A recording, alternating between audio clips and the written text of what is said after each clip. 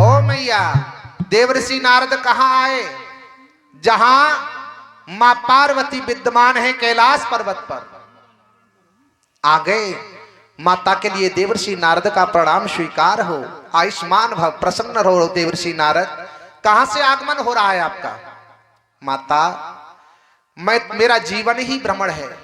मैं भ्रमण करता रहता हूं, कभी आकाश लोक, कभी पाताल लोक, कभी भूलोक, कभी देवलोक। मैं तो घूमने का काम है, मेरा भ्रमण करने का काम है। तो मां, मैं ये पूछना चाहता हूं, भोलेनाथ दिखाई नहीं पड़ रहे, कहां गए हैं? मैया कहने लगी, हे देवर्षि नारद, मैं क्या बताऊं, तुम्हारे तो भोलेनाथ बड़े भोले भाले हैं। जब जी मन में आता है तभी निकल जाते हैं, कभी हमें बता करके नहीं जाते कहां जा रहे हैं। मैया कहने, देवर्षि नारद कहने लगे, मैया आपको कभी भगवान भोलेनाथ बताते नहीं है, हमें कभी बता करके नहीं जाते नारद। तो मां, मुझे ये बताइए, भगवान भोलेनाथ आपसे कितना स्नेह करते हैं, कितना प्रेम करते हैं? पार्वती कहने लगी, तुम्हारा दिमाग तो ठीक है मां, मेरा दिमाग तो ठीक है, लेकिन मैं पूछना चाहता हूं, आप बुरा ना माने, बताइए कितना स्नेह करते हैं? अरे हर पति अपने पत्नी से प्रेम तो करता ही है, इसमें क्या कोई नई बात पूछ रहे हो आप? माते क्षमा करना, मैंने इसलिए पूछा था, आप कह रही हैं करते हैं, तो बताइए कभी भगवान भोलेनाथ देवादिदेव महादेव के गले में जो रुंडों की माला है, क्या उसके बारे में कभी भगवान भोलेनाथ ने आपको कभी ज्ञान कराया है? पार्वती चक्कर में पड़ गई। हाँ नारद, आज तक भगवान देवादिदेव महादेव ने कभी भी हमें रुंडों की माला के बारे में हमें कभी ज्ञान नहीं कराया है। तो आप तो अभी कह रही थी हमसे बड़ा प्रेम करते हैं, बड़ा स्नेह करते हैं। अरे जो पति अपनी पत्नी से स्नेह करेगा, प्रेम करेगा, वो अपनी पत्नी से कभी कुछ छुपाता ही नहीं है, और आप कह रही हैं हमसे बड़ा प्रेम करते हैं। कहने का अभिप्राय यह है, देवर्षि नारद जी ने डेकाडोन का इंजेक्शन लगा दिया मैया के, और आप जानते हो कि देवर्षि नारद का अगर भूत किसी पर रख जाए तो कभी रद्द नहीं हो सकता है। मैया, क्या नहीं हो सकता है? विफल नहीं हो सकता है। भूत रख करके, और देवर्षि नारद सोचने लगे कहीं भगवान आ ना जाए, भोलेनाथ इससे पहले ही निकल लो। देवर्षि नारद कहने लगे, मैया मुझे अभी और स्थान पर जाना है, इसलिए मैं जा रहा हूं मैया। ठीक है देवर्षि नारद, हम पर ध्यान रखना, भगवान आए देवादिदेव, उनसे पूछना ये रुंडों की माला का राज क्या है। पार्वती कहने लगी, ठीक है देवर्षि नारद, आज आपने मुझे सही अवसर पर मुझे उचित ज्ञान दिया है, जैसे ही आएंगे मैं वैसे ही पूछूंगी। देवर्षि नारद, ठीक है माते, मैं चलता हूं। जय जय श्रीमन नारायण। देवर्षि नारद अंतर्ध्यान हो गए, और जैसे ही भगवान देवादिदेव महादेव देशांठन से भ्रमण कर करके वापस कैलाश पर्वत पर आए, तो मैया मुंह फेर करके पीठ दे के बैठ गई भगवान भोलेनाथ को। भगवान ने अपनी योग दृष्टि से देखा, भोलेनाथ ने समझ गए यहां देवर्षि नारद आए हैं, और मैया को भ्रमित करके चले गए। लेकिन भगवान माता के जाकर के देवी के पास पहुंचते हैं। भगवान भोलेनाथ कहने लगे, हे देवी क्या बात है, आज बड़ी रुष्ट दिखाई दे रही हो, इस रुष्टता का कारण मैं जान सकता हूं? लेकिन मैया जवाब नहीं देती हैं। माता जवाब नहीं देती हैं, और भगवान कहने लगे, अरे देवी जब तक आप हमें बताओगी नहीं तब तक हमको पता कैसे चलेगा, और किसी समस्या का समाधान भी नहीं होता है। जब बताओगे तो समस्या का समाधान भी ढूंढेंगे हम। बताइए क्या कारण है? ऐसे जैसे हाथ रखा भगवान ने पार्वती के कंधे पर, माता ने हाथ झटक दिया, हमसे दूर रहो, हमसे आप दुराव रखते हो, हमसे झूठ बोलते हो, हमसे कपट करते हो आप। भगवान भोलेनाथ कहने लगे, देवी हमने तो इस जन्म में तो तुमसे कभी कपट ही नहीं किया है, और तो और पिछले जन्म में भी तुमसे कभी कपट नहीं किया है, तो कपट क्या करेंगे। मां गौरा कहने लगी, तो मुझे एक बात बताइए, आपके गले में ये जो रुंडों की माला है, इसका राज क्या है, ये क्यों पहने रहते हो आप। भगवान मुस्कुरा गए देवादिदेव। देवी बस छोटी सी बात लेकर के आप इतना रुष्ट हो गई, इसका रहस्य क्या है। देवी आज तक आपने हमें रुंडों की माला के बारे में कभी पूछा नहीं, जब आपने पूछा नहीं तो बताना हमने उचित नहीं समझा। देवी आज पूछा है तो आज हम तुम्हें बताएंगे भी। कलाई पकड़ करके पार्वती की भगवान देवादिदेव आशुतोष और एक कंदरा में ले गए। कहां ले गए, गुफा में। और गुफा में जाकर के भगवान ने 3 बार ताली बजाई, जितने भी जीव जंतु उस गुफा में थे वो सभी निकल गए, सभी निकल गए। और भगवान ने देखा कि इस गुफा के अंदर अब कोई नहीं है। पार्वती से कहने लगे, देवी सही समय और सही स्थान बताने का सुनिश्चित हो गया है।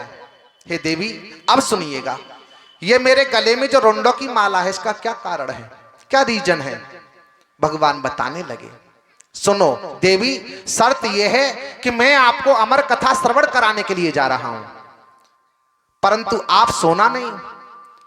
मुझे जैसे कोई पिता अपने पुत्र को कहानी सुनाता है, तो जब तक पुत्र कहानी सुनता है तो हाँ ना में उत्तर प्रत्युत्तर देता है, तो पिता को पता चलता है कि बच्चा जाग रहा है और विधिवत कहानी को सुन रहा है।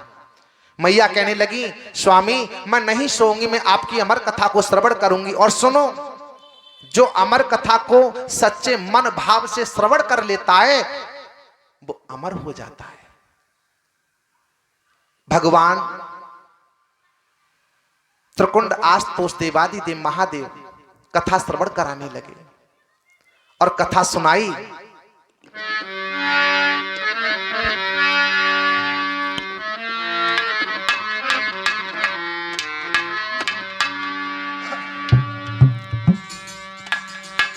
और कोह की कंदरा में कैलाश पत, कंदरा में गुफाओं में भगवान विद्यमान है। कोह की कंदरा में कैलाश पत, और एक कहानी उमा को सुनाने लगे। कोह की कंदरा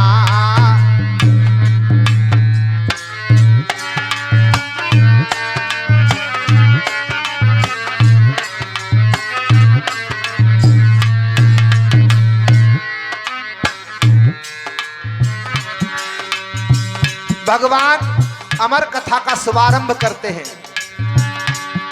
कोह की कंदराओं में कैलाश पत, एक कहानी उमा को सुनाने लगे। हे देवी कहिए स्वामी, मोह माया है मिथ्या ना मुक्ति मिले। ये मोह माया, ये मेरा वो मेरा, ये जीवन भर की माया मरी ना मन मरा, मर मर गए शरीर, और आशा तृष्णा ना मरी तो कथ गए दास कबीर। ये मन कभी नहीं मरता है, आशा तृष्णा कभी खत्म नहीं होती है। भगवान समझा रहे देवी, मोह माया है मिथ्या ना मुक्ति मिले। मोक्ष का द्वार शंभु बताने लगे। कोह की कंदरा में कैलाश पत,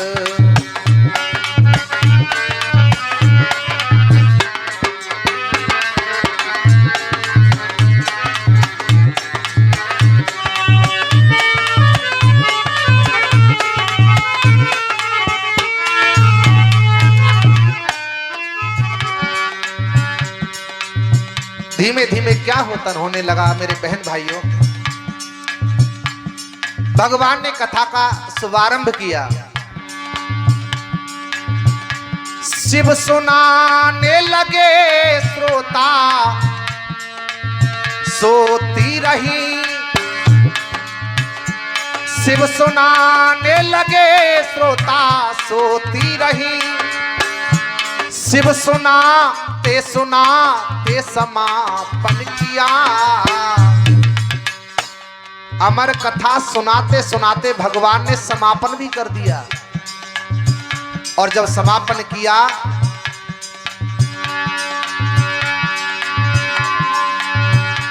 शिव सुनाने लगे श्रोता सोती रही।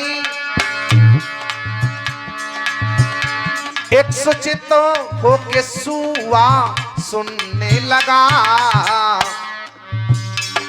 तोती का बच्चा गुफा में बैठा है, एक कोह में बैठा है। मैया तो सो गई है लेकिन बराबर समर्थन दे रहा है भगवान को, बराबर समर्थन दे रहा है। तोते में मानव भाषा बोलने की क्षमता होती है। मैया तो सो गई लेकिन भगवान समझ रहे हैं, आंखें बंद करके कथा सुनाने में केवल कथा सुना रहे हैं, आंखें नेत्र बंद करके। और भगवान को बराबर समर्थन मिल रहा है। शिव सुनाने लगे श्रोता सोती रही। शिव सुना एक सुचित होके सुआ सुनने लगा। घोंसला था उसका गुफा में वही। घोंसला उसका था वो गुफा में वही। शिव जी सौभाग्यों से का जगाने लगे कोह की कंदरा में कैलाशपत।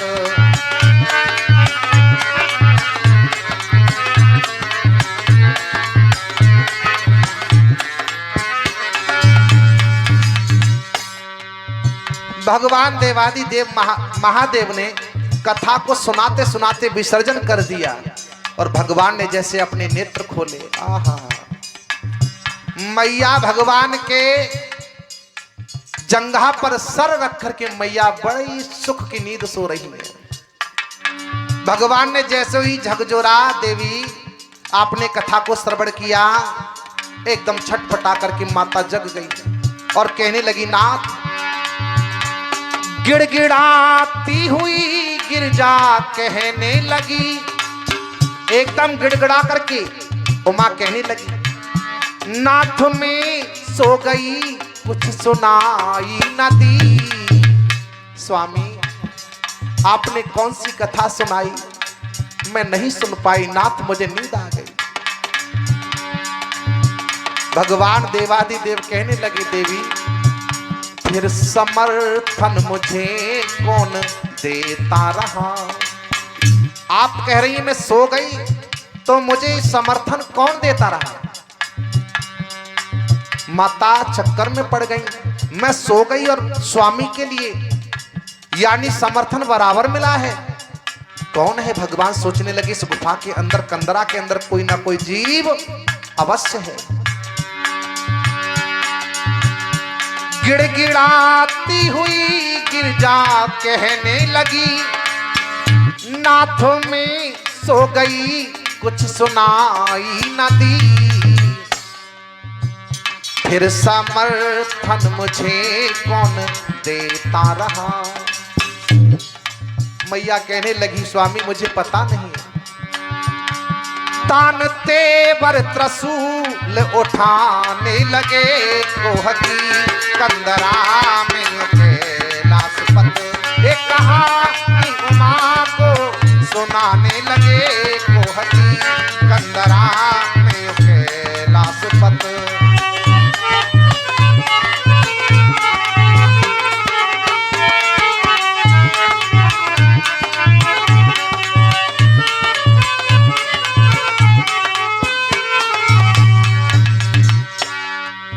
जैसे ही भगवान ने त्रिशूल को उठाया और तोती के बच्चा ने देखा ये तो महादेव हैं, मैं इनसे ज्यादा देर आंख मिचोली का खेल खेल नहीं सकता हूं।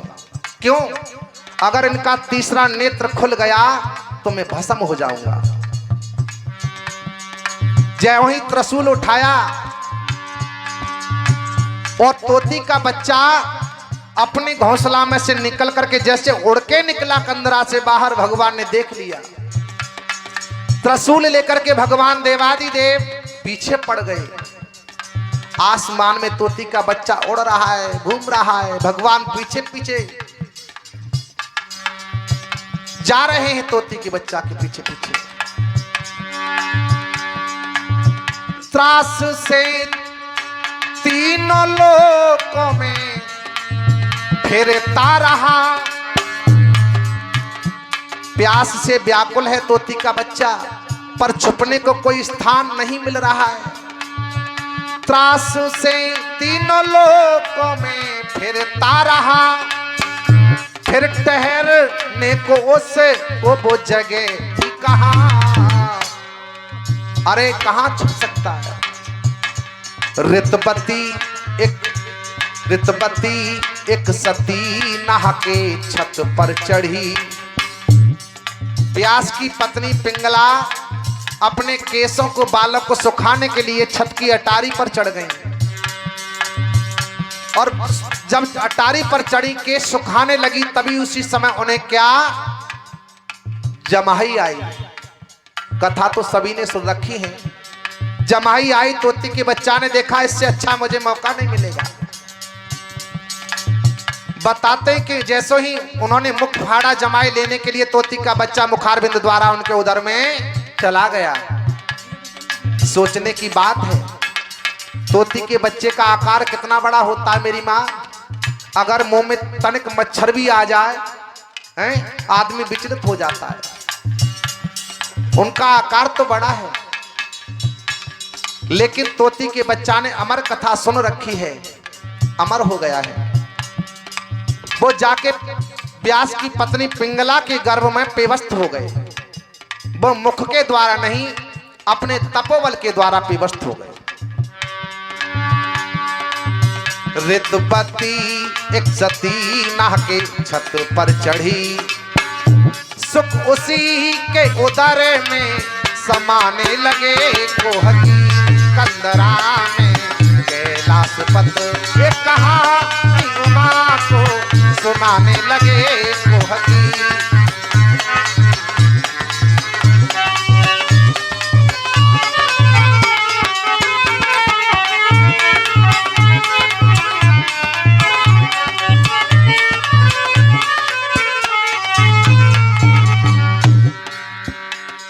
आज भगवान भोलेनाथ ने देखा ये तो सती के उदर में पेवस्त हो गए।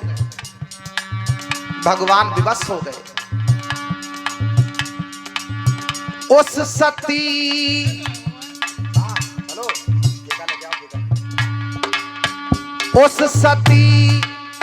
तेज से भोले बेबस हुए।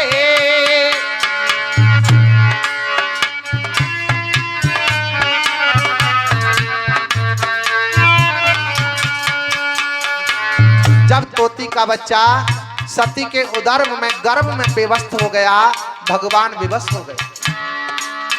उस सती तेज से भोले बेवश हुए और देख के वरदान लौटे बुके लाश पर।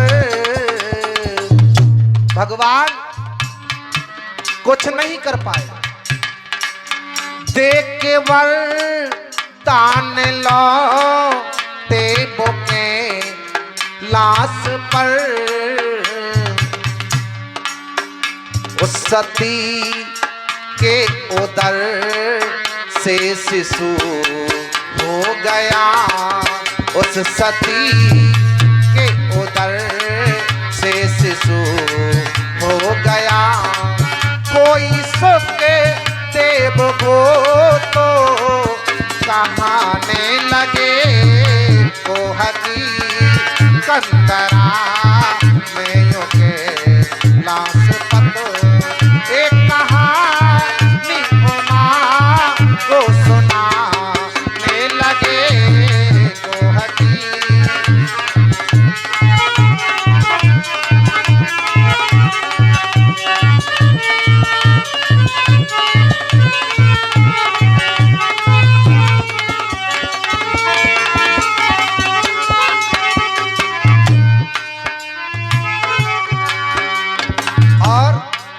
ये अनोखी कथा है अमरनाथ की, बड़ी अनोखी कथा है भगवान की, बड़ी अद्भुत कथा है। ये अनोखी कथा है अमरनाथ की, जो सुनेगा सुना बेगा होगा अमर। इसको जो कहेगा जो सुनेगा वो अमर हो जाएगा, ऐसा प्राण बताते हैं। स्वर्ग सौ पान है ये कथा शंभु की, स्वर्ग सौ पान है ये कथा शंभु की। कोई इसमें ये चित ये लगाने लगे गोहकी कंदरा में यो के लाश पत।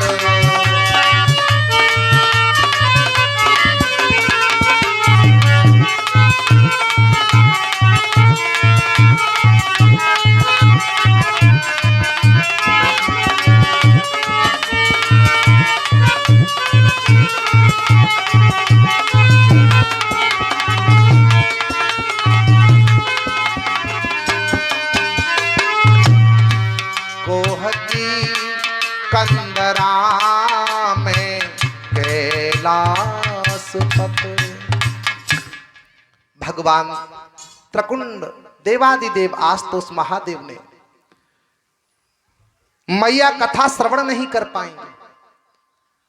मैया से कहने लगे देवी जब आप कथा श्रवण नहीं कर पाई, कथा का लाभ नहीं ले पाई, कथा को इसलिए तो मैं कहता हूं कथा बड़ी सावधानी से श्रवण करनी चाहिए।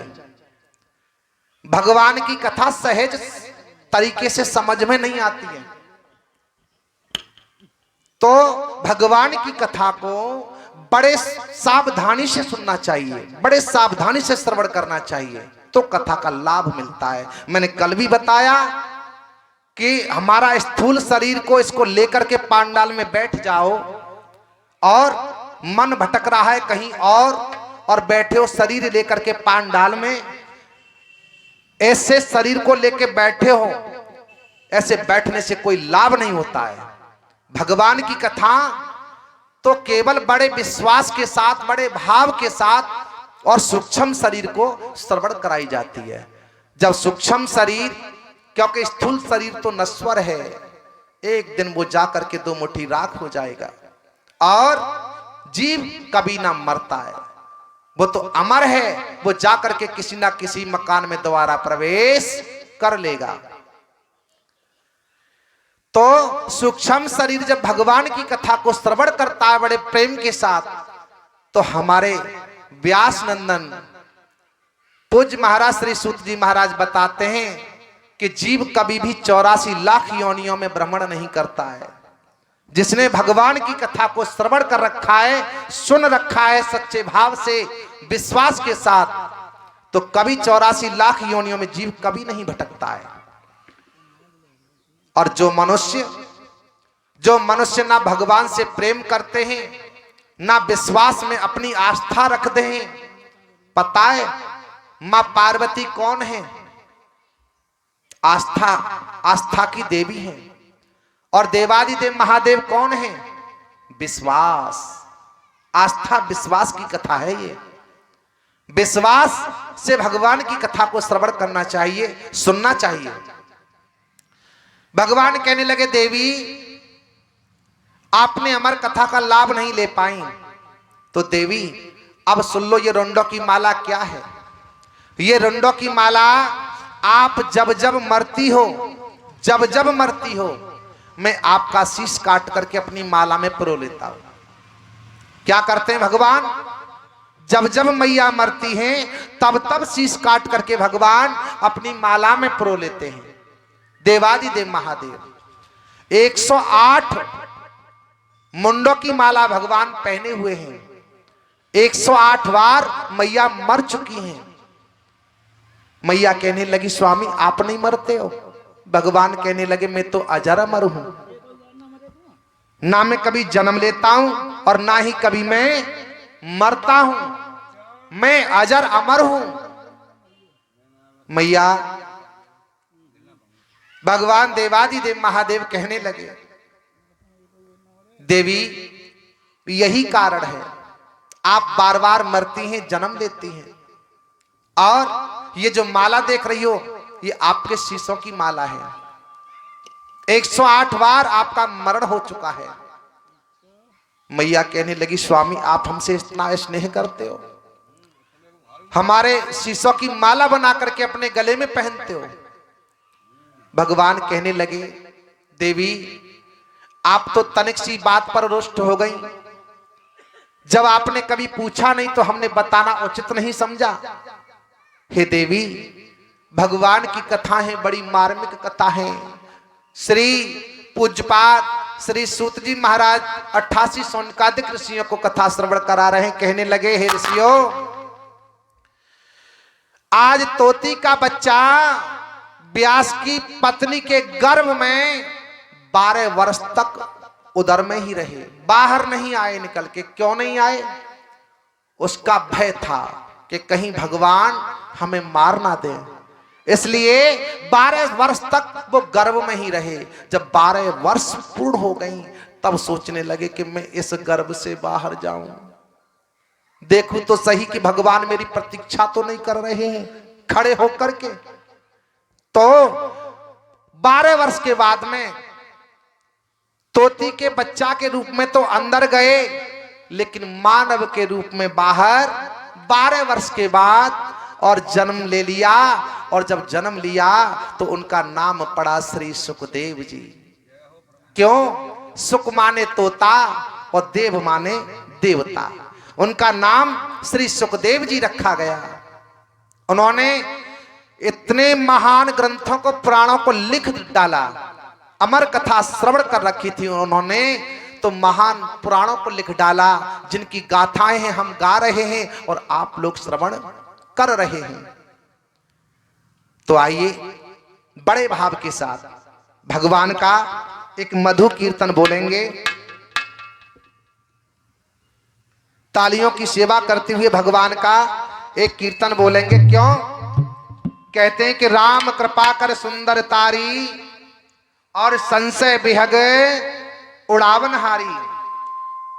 इसलिए भगवान का कीर्तन बड़े श्रद्धा और विश्वास के साथ, क्योंकि राम कृपा करो, राम की कृपा से जब भगवान की कथाएं होती हैं तो हमें बड़े उससे श्रवण करने को मिलती हैं, बड़े सौभाग्यों से हमारे पुण्य फल जागते हैं, तब भगवान की कथाएं हमें और आपको श्रवण करने को मिलती हैं। तो इसीलिए बड़े भाव के साथ भगवान का कीर्तन बोलेंगे।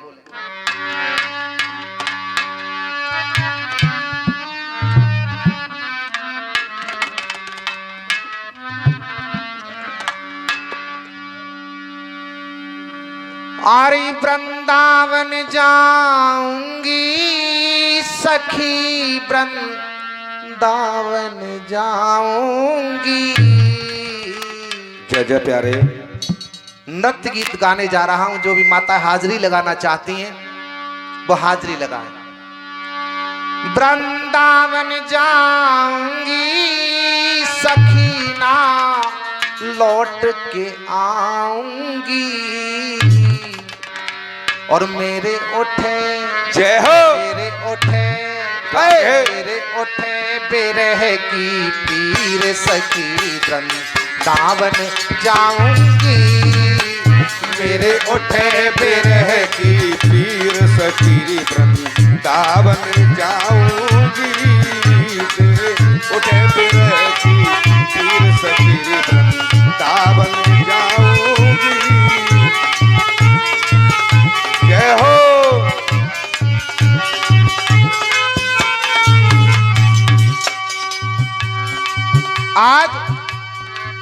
सभी तालियों की सेवा करते हुए बोलेंगे, वृंदावन जाऊंगी सखी वृंदावन जाऊंगी,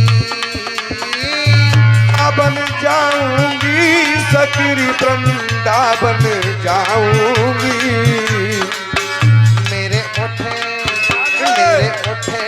राधे मेरे उठे बिरह की पीर सखी वृंदावन जाऊंगी, मेरे उठे बिरह की पीर सखी वृंदावन जाऊंगी।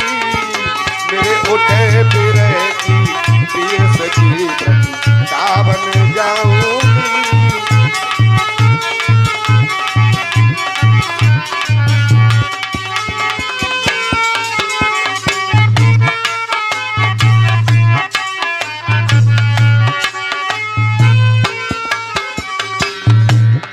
प्रेम से बोलो गोविंद भगवान की जय हो। श्रीमद् भागवत महापुराण की जय हो। परम पूज्य श्रद्धे संत भगवान और सौनिकादिक ऋषियों को कथा श्रवण करा रहे हैं। कहने लगे, हे ऋषियों, भगवान की कथाएं अनंत कथाएं हैं।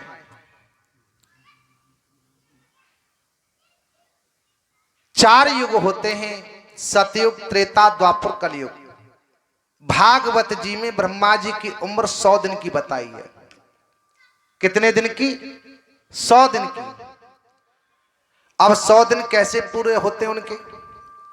यानी सतयुग, त्रेता, द्वापर, कलयुग, ये चारों युग जब बीत जाते हैं तब ब्रह्मा जी का एक दिन होता है। इसलिए ब्रह्मा जी की उम्र भागवत जी में 100 दिन की बताई जाती है। आज मेरे बहन भाइयों, कथा को 88,000 ऋषिगण बड़ प्रेम के साथ, भाव के साथ श्रवण कर रहे हैं। कहने लगे, हे ऋषियों, ये कथा भागवत की बड़ी पावन है। ये कथा भागवत की पावन और चौथे इस कंद में आई है। अब सुनो परीक्षित ध्यान लगा, जो मैंने कथा उठाई है। महाराज श्री दूसरी कथा में प्रवेश करते हैं। बताने लगे, पूज्यपाद संत भगवान श्री सूत जी महाराज, हे ऋषियों, सतयुग में एक राजा हुए। और राजा कैसे?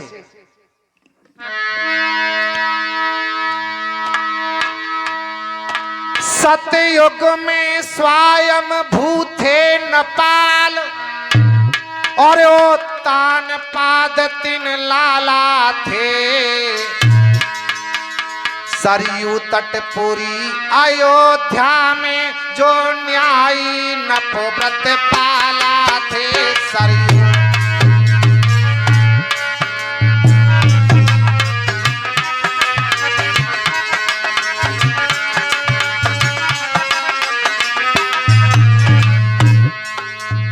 बड़े ही प्रतापी राजा महाराज उत्तानपाद बड़ा सुंदर शासन चलाते हैं। उत्तानपाद भूपाल करो निज ख्याल, सभी सरदारी सभी सरदारी। अति सुंदर सुगढ़ स्वरूप रे सुनीति जाति नारी।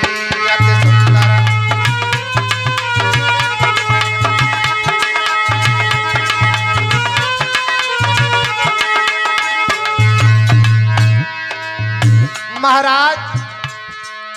महाराज इतने न्याय प्रिय राजा हैं। प्रजा पुत्र समान देती अति दान, दुजन को भारी दुजन को भारी। प्रजा को पुत्र के समान देखने वाले, जग नाय कोई संतान रे दुख दिल में भारी। तक नाय कोई संतान रे, दुख दिल में भारे।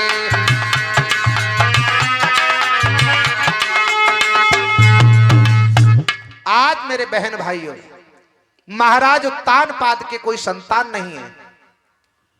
राजा तपेश्वरी सो राजेश्वरी, और राजेश्वरी सो नरकेश्वरी। भाई राजा ऐसे ही थोड़ी नहीं बन जाते हैं, बड़े घोर तप करने पड़ते हैं, बड़ी कठिन तपस्या करनी पड़ती है, तब तो वो राजा बनते हैं। और राजा बन करके वो इतना पाप करते हैं, फिर जाते वो नरक में। लेकिन महाराज हमारे बहुत न्यायवान राजा हैं, प्रजा को पुत्र के समान देखने वाले महाराज उत्तानपाद। महाराज पर कोई संतान नहीं है, महाराज बड़े व्याकुल रहते हैं।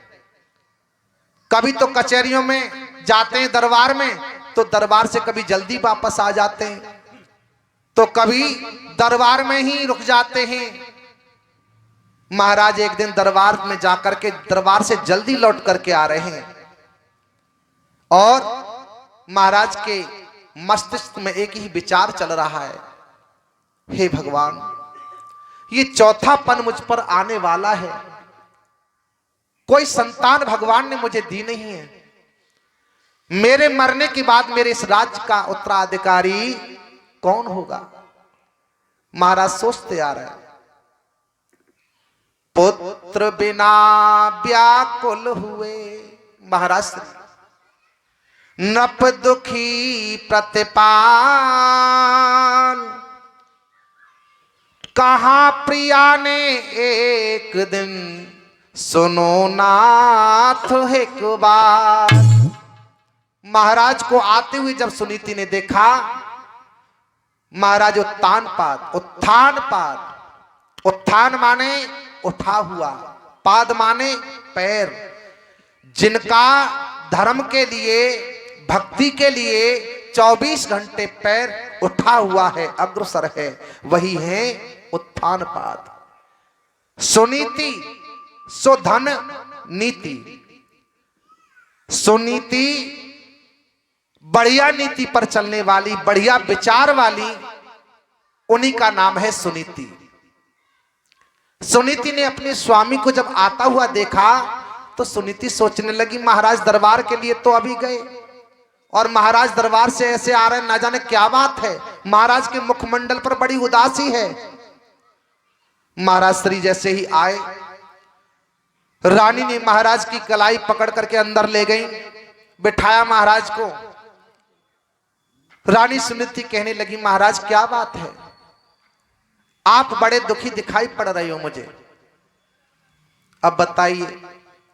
रानी पूछ रही है, महाराज अगर रानी से बता भी देंगे तो रानी के दिल पर क्या बीतेगी? महाराज कहने लगे, रानी कोई बात नहीं है, थोड़ा सा राजभार में कार्य बहुत बढ़ जाता है, मैं व्यस्तता के कारण मैं कर नहीं पाता हूं, और दरबार से कभी जल्दी आ जाता हूं, मेरा मन नहीं लगता है। महाराज झूठ बोल गए, लेकिन पत्नी, सच्ची पत्नी तो वही है जो पति के हर राज को समझ जाए, और तो और हर दुख में पत्नी पति के साथ खड़ी रहे, वही पत्नी है। और जो पत्नी अपने पति से विमुख चलती हैं, उनका क्या होता है हसल, ये आप सब जानते ही हैं। रानी सुनीति कहने लगी, हे प्राणनाथ, कम से कम मुझे बताइए तो सही, मैं अर्धांगिनी हूं, अरे मैं आपका दुख बांट सकती हूं, मुझे जब तक आप बताओगे नहीं तब तक मैं क्या कर सकती हूं, महाराज बताइए। महाराज बड़े उदास हैं, कहने लगे, महाराज रानी क्या बताएं आपके लिए, चौथापन आने वाला है, भगवान ने अभी तक ऐसी कोई संतान हमको नहीं दी है, ताकि हमारे मरने के बाद हमारे राज्य का उत्तराधिकारी कौन होगा, राज्य चलाने वाला। अब रानी सुनीति बेचारी नीचे को नजरें झुका गई, महाराज मैं क्या कर सकती हूं, विधाता ने जब मेरे भाग्य में संतान लिखी नहीं है तो मैं आपकी ये आशा पूर्ण कैसे कर सकती हूं। रानी सुनीति कहने लगी महाराज पर एक उपाय बता सकती हूं।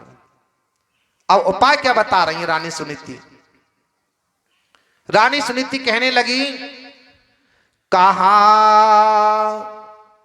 तभी नपराज ने, रानी सुनीति ने कहा महाराज अगर आप इस दुख की पीड़ा से बाहर निकलना चाहते हैं तो महाराज इसका सीधा सा एक ही उपाय है, आप दूसरा विवाह कर लें,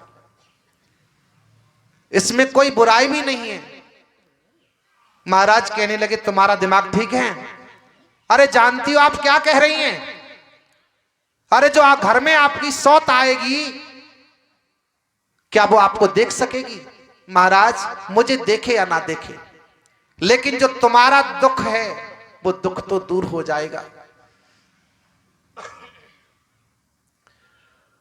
महाराज कहने लगे कहा तभी नपराज ने कहो समझ कर बात, सौत चून की भी बुरी और बात जगत बेख्यात।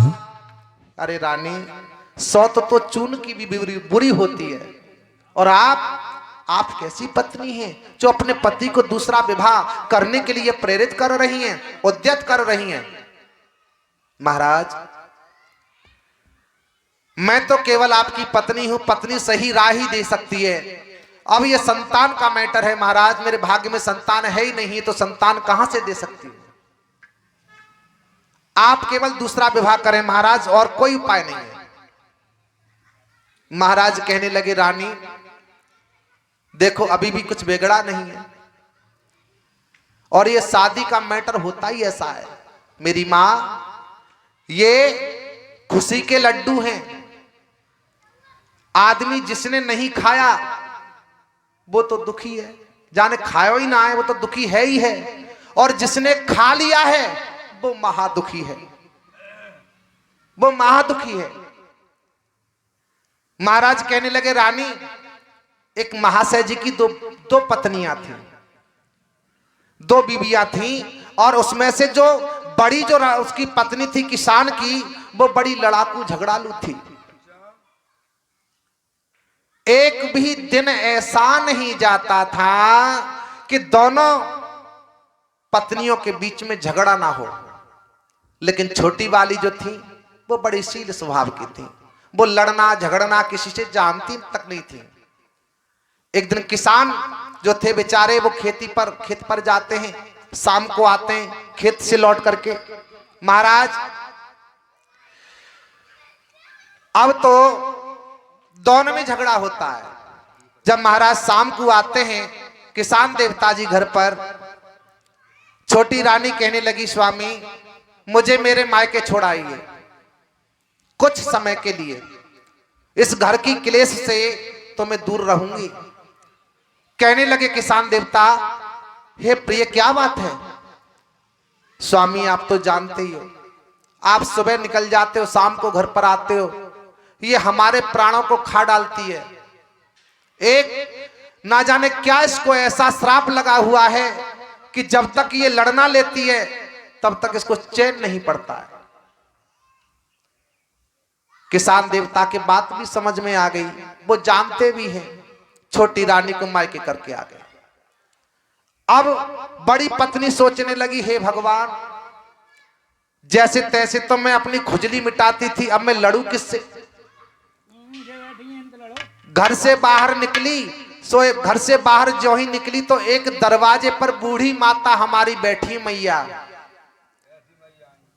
और जो हमारी चश्मा वाली माता जी बैठी हैं, ऐसी माता जी बैठी हैं दरवाजे पर, और किसान की पत्नी उन बूढ़ी मैया की तरफ बढ़ने लगी।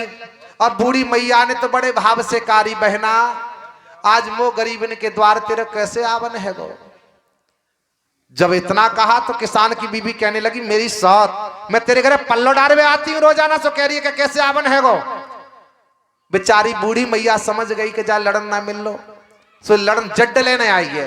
बेचारी अंदर घुस के गेट बंद कर लिया। समझ में नहीं आया, हे भगवान जैसे तैसे तो मिली, वहां ने दरवाजा बंद कर लो।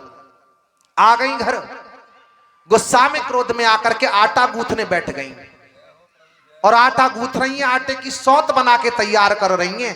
कुछ नहीं है तो मैं इससे मुड़ मारूंगी, इससे लड़ूंगी। उसको चैन नहीं पड़ता बगैर लड़े तो। आटा गूंथने बैठ गई और जब आटा गूंथ रही है तो उसमें नमक की कंकरी 2-4 मिल गई और आटे की सौत को बना करके बड़ा सुंदर बना करके सजा करके उड़ा करके बढ़ा श्रृंगार करके। और एक बात बताएं, श्रृंगार करना, श्रृंगार का मतलब होता है सजना। श्रृंगार करना कोई गलत बात नहीं होती है। अपने पति के लिए श्रृंगार किया जाता है, लेकिन एक बात बताएं, जीवन में सजना है तो संसार के लिए क्या सजना है? मेरी मां, जीवन में सजना ही है तो संसार के लिए क्या सजना है? अरे सजना ही है तो मेरे गोविंद के लिए एक बार सज जाओ तो जीवन में दोबारा सजने की कोई आवश्यकता नहीं है। आज वो जो बड़ी रानी है आटे की सौत बना करके सजा करके पहना उड़ा करके और रख देती है, और जैसे ही रखती है और सुबह हुआ और उठ करके मेरी सौत शहजादी की तरह बैठी है। अरे अभी उठती नहीं है, अभी सारा काम पड़ा है, मैंने सारा काम कर लिया है, अपने हिस्से का काम कब करेगी? मेरी मां भला कहीं आटे की सौत कहीं भला बोला करती हैं। बहुत क्रोध उतारा, जब प्रति उत्तर नहीं मिला तो आ करके उठा करके उसको चूल्हे में झोंक दिया। और जैसे ही वो आटे की नमक की कंकरी जब चटकी और चटक करके सीधी आंख में गई, किसान की पत्नी की आंख फूट गई। महाराज समझा रहे हैं उत्तानपाद, रानी अभी कुछ बिगड़ा नहीं है, टाइम है, वक्त है, सोच लो, मुझे दूसरे विवाह के लिए प्रेरित मत करो। लेकिन सुनीति बड़े सुंदर भाव वाली है मेरे भाई बंधुओं, सुनीति बड़े भाव वाली हैं। कहने लगी महाराज मैं सारे कष्ट सहन कर लूंगी आपकी खुशी के लिए, लेकिन इस दासी का कहना मान लो, आपका ये दुख मुझ पर देखा नहीं जाता है, आप अपना दूसरा विवाह कर लें। महाराज को जब इतना कहा तो महाराज बड़े प्रसन्न हो गए। ठीक है, उसी समय पूज्यपाद महाराज श्री सूत जी महाराज कहने लगे, हे ऋषियों, महाराज ने कहा रानी सुनीति सोच लो, तुम्हें दासी बनना भी पड़ सकता है। क्या बनना पड़ सकता है? दासी। भाई जब छोटी रानी आएगी तो कोई जरूरी है कि वो दासी बनना स्वीकार करे? अरे घर में जब 4 बहू होती है तो चारों के माइंड भी अलग होते हैं, और कभी कभार विचारों के आधार से कभी कभार भिन्नता भी आ जाती है हम आपस में। तो आज रानी सुनीति कहने लगी महाराज आप दासी की बात करते हो? रानी सुनीति कहने लगी,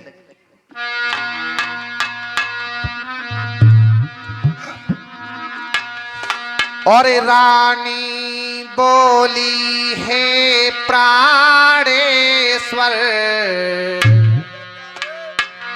महाराज रानी बोली हे प्राणेश्वर, क्यों चिंता मेरी करते हो?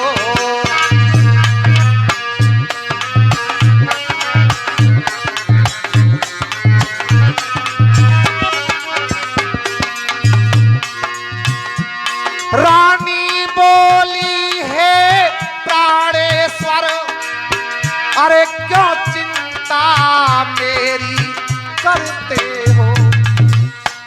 महाराज आप मेरी चिंता मत करो। अरे कुलदीप बिना जीवन सूना, कुलदीप बिना जीवन सूना, क्यों नहीं प्रकाशित करते हो?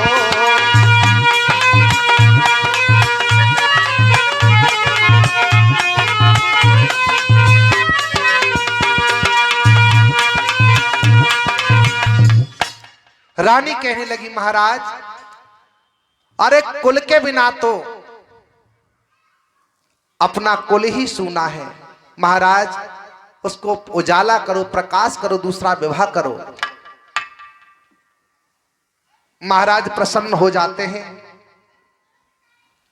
सभी माताएं बहनाएं तालियां बजा करके एक नृत्य गीत बोलेंगी।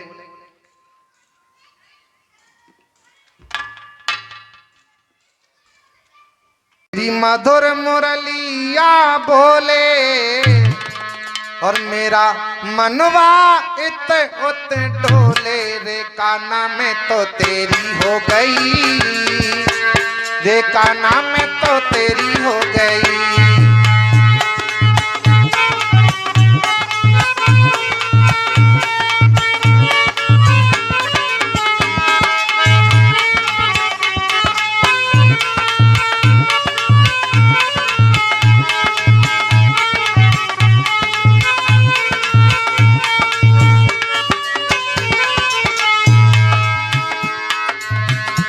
तेरी मधुर मुरलिया बोले,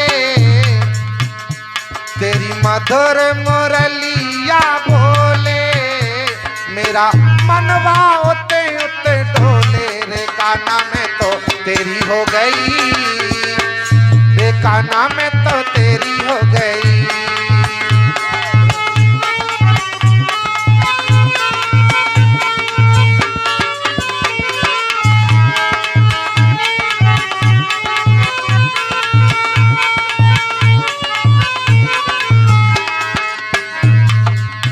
तेरी मुरलिया पे दिल मेरा आया, नींद ना आई मुझे चैन ना आया।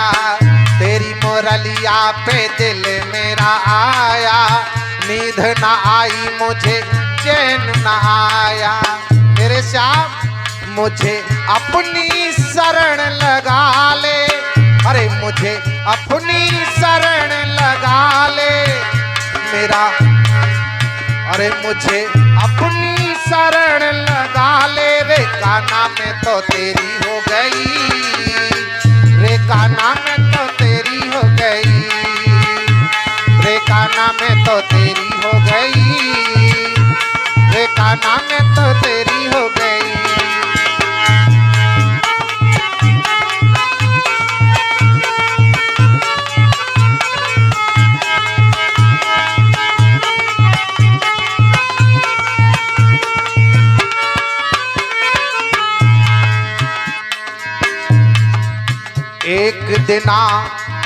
एक दिना मथुरा से मैं आई, बाबे दर्दी को दया न आई। एक दिना मथुरा से मैं आई, बाबे दर्दी को शर्म न आई। अब शर्म नहीं आई, अरे एक दिना मथुरा से मैं आई, बाबे दर्दी को शर्म न आई। मेरी मटुकी फोर गिराई, अरे मेरी मटुकी फोर गिराई, मेरो दैया दयो लुढ़काई, रे काना में तो तेरी हो गई, रे काना में तो तेरी हो गई।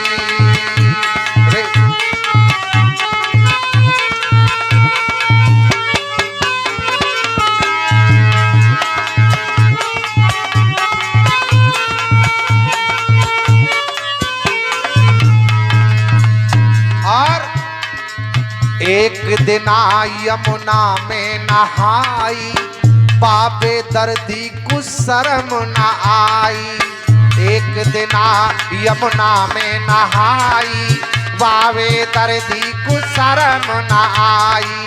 और मेरो चीरू ये लेगो चुराई, मेरो चूदर लेगो चुराई, ऐसो निठोरे हरे जाई, रे काना में तो तेरी हो गई, रे कृष्णा में तो तेरी हो गई, रे काना में तो तेरी हो गई, रे कृष्णा में तो तेरी हो गई।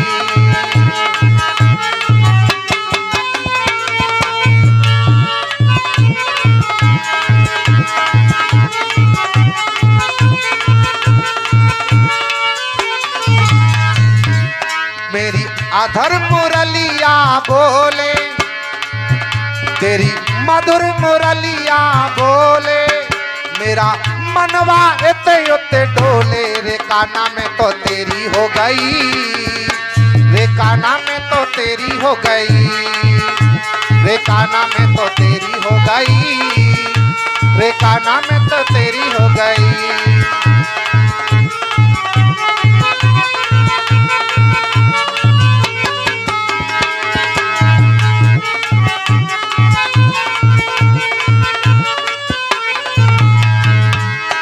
रे कान्हा में तो तेरी हो गई, रे कृष्णा में तो तेरी हो गई, रे कान्हा में तो तेरी हो गई, रे कृष्णा में तो तेरी हो गई, रे कान्हा में तो तेरी हो गई, रे कृष्णा में तो तेरी हो गई।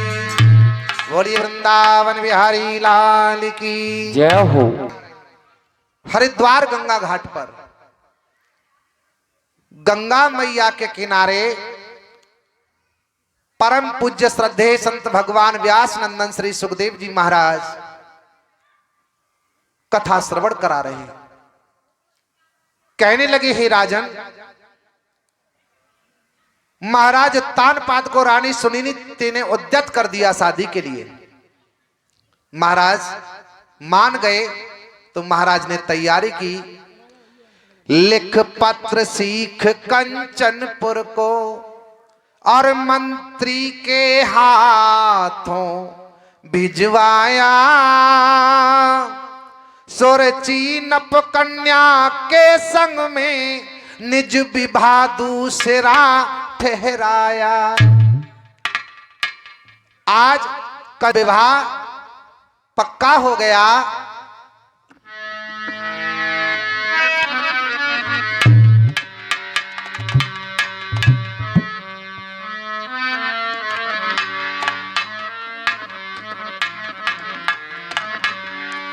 और स्वीकार विवाह हो गया तभी,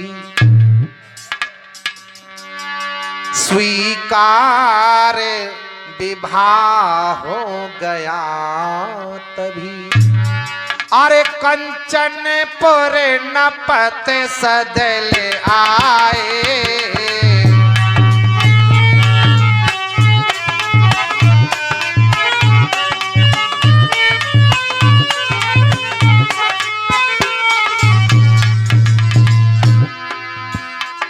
स्वीकार विवाह हो गया तभी। अरे कंचनपुर नपत सदल आए। सुरची नप कन्या के संग में कर विवाह सुरची से नज नेपाल। निज नगर नपत दल बल आए।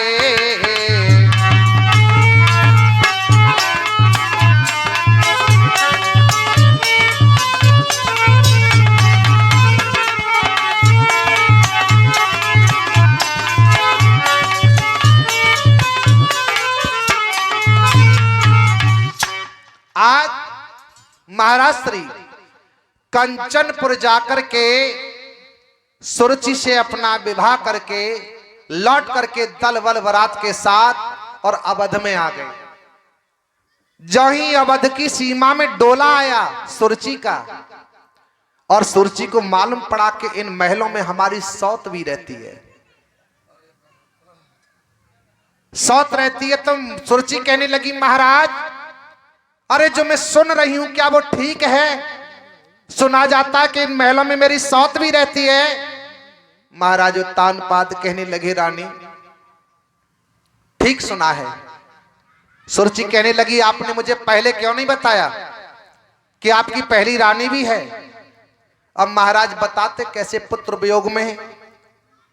महाराज कहने लगे, रानी अरे वो तो बहुत सुशील स्वभाव की रानी है, वो किसी से लड़ना झगड़ना किसी से जानती तक नहीं है। अरे चलो आपकी सेवा करेगी वो। सुरुचि कहने लगी महाराज सुनो, अगर महलों में सौत रहेगी तो मैं नहीं रहूंगी। और उसका नाम क्या है? सुरुचि, सो धन रुचि, यानी अपने आप को देख करके प्रसन्न होने वाली, अपने आवरणों को देख करके प्रसन्न होने वाली और दूसरों को देख करके जलने वाली, उसी का नाम है सुरुचि। आज सुरुचि कहने लगी महाराज मैं महलों में प्रवेश नहीं करूंगी। महाराज पुत्र वियोग में उनकी दशा कुछ अलग हो गई है, वो चाहते हैं कि मेरा कोई पुत्र हो। रानी से बड़ा निहोरा करते हे देवी आप चलिए। सुरुचि कहती है महाराज मैं एक शर्त पर चलने को तैयार हूं। क्या रानी? अगर आपकी रानी महलों से बाहर और गेहूं का शुद्ध आटा छोड़ करके जौ की रोटी उसे मिलेगी और हाथ में फटा बांस लेकर के काग उड़ाएगी, महलों में नहीं आएगी, तो ही मैं जा सकती हूं आपके महलों में। महाराज तो पुत्र के वियोग में ब्रह वेदना में महाराज व्याकुल हैं। महाराज कहने लगे ठीक है रानी, तो जाओ, मेरा डोला यहीं रुका हुआ है, आप महलों में जाओ, जाकर के पहले रानी का प्रबंध करो महलों से बाहर, उसके बाद मैं तुम्हारे महलों में प्रवेश करूंगी। रानी आज महाराज उतर करके महलों की तरफ बढ़ने लगे। रानी सुनीति प्रसन्नता के मारे फूली नहीं समा रही। महाराज आज अपना दूसरा विवाह करके आ रहे होंगे, छत की अटारी पर, ऊंचे महलों के अटारी पर खड़े होकर के महाराज के आगमन की प्रतीक्षा कर रही हैं। और जैसे ही देखा कि महाराज अकेले आ रहे हैं, रानी सुनीति छत से अटारी से नीचे उतर के आ गई और महाराज के पास आ गई। महाराज रानी कहाँ है? महाराज को अंदर ले गई। महाराज क्या बात है? महाराज तान पात कहने लगे रानी जो मैंने कहा था तुमसे मुझे दूसरा विवाह करने के लिए उद्यत मत करो, आप नहीं मानी। अब वो रानी ये कहती है कि जब इस महलों से बाहर आप झोंपड़े में रहोगी और गेहूं की रोटी छोड़ के जौ की रोटी खाने को मिलेगी, हाथ में फटा बांस लेकर के काग उड़ाएगी और महलों में आना जाना बिल्कुल बंद होगा उसका, तो ही वो आने को तैयार है। सुनीति कहने लगी महाराज बस इतनी छोटी सी बात, अरे मैं तो आपकी खुशी के लिए कुछ भी कर सकती हूं, मेरा प्रबंध कराइए और मैं झोंपड़े में रहूंगी। अपनी पति की खुशी की प्रसन्नता के कारण महाराज ने अपने मंत्रियों के द्वारा रानी को महलों से दूर झोंपड़ा डलवा दिया। गेहूं का आटा बंद और जौ का आटा जाने लगा। रानी सुनीति अब अपना जीवन यापन कर रही है। महलों की रानी झोंपड़े में अपना समय बिता रही है। समय बदलने में देर नहीं लगती है और सुरुचि उस महलों का ऐश्वर्य भोग रही है।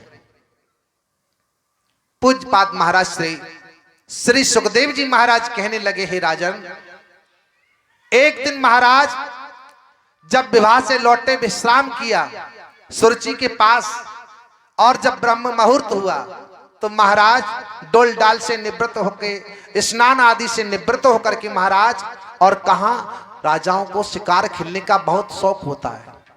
क्या होता है? शौक होता है। आखेट के लिए महाराज चल दिए।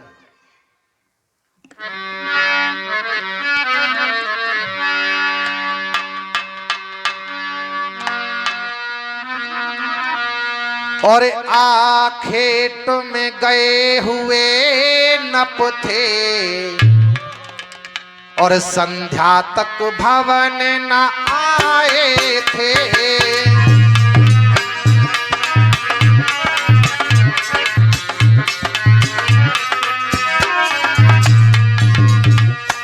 महाराज शिकार खेलने के लिए वन में गए, संध्या का समय होने को आ रहा है, महाराज महलों में वापस नहीं आए। आखेट में गए हुए नप थे अरे संध्या तक भवन ना आए थे। करके बिहार कौशल वन में अब लौट नगर को आए थे।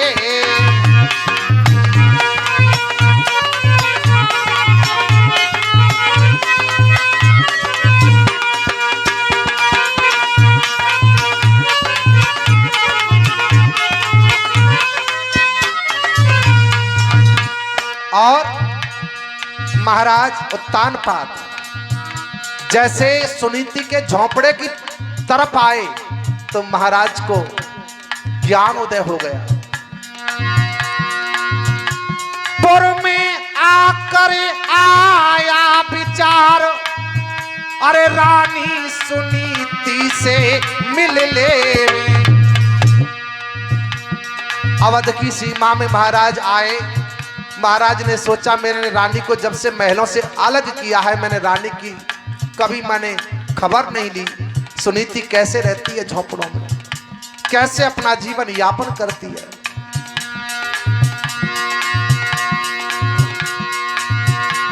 पुर में आकर आया विचार, अरे रानी सुनीति से मिल ले। और महाराज सोचने लगे कुछ उसके दुख सुख की सुन लूं, कुछ उसके दुख सुख की सुन लूं, कुछ अपने मन की कह ले लूं।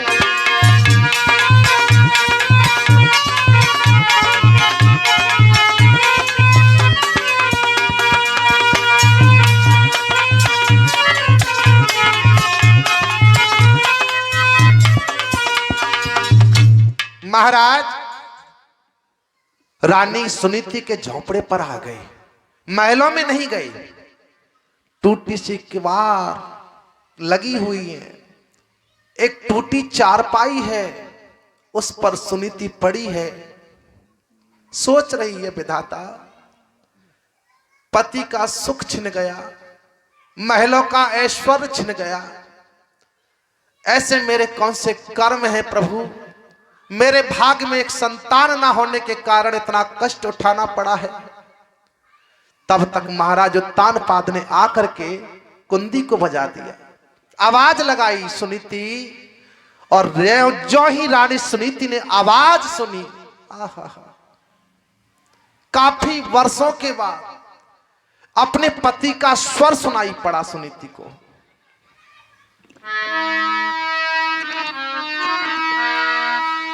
जाग रही सुनीति थी, पर पति स्वर का पहचान गई। जो ही महाराज ने पुकारा, रानी सुनीति ने अपने पति की आवाज को पहचान लिया। अरे पति का स्वर वो पहचान गई और पति से मिलने को शीघ्र उठी और सिर नवा पगों में लेट गई। पति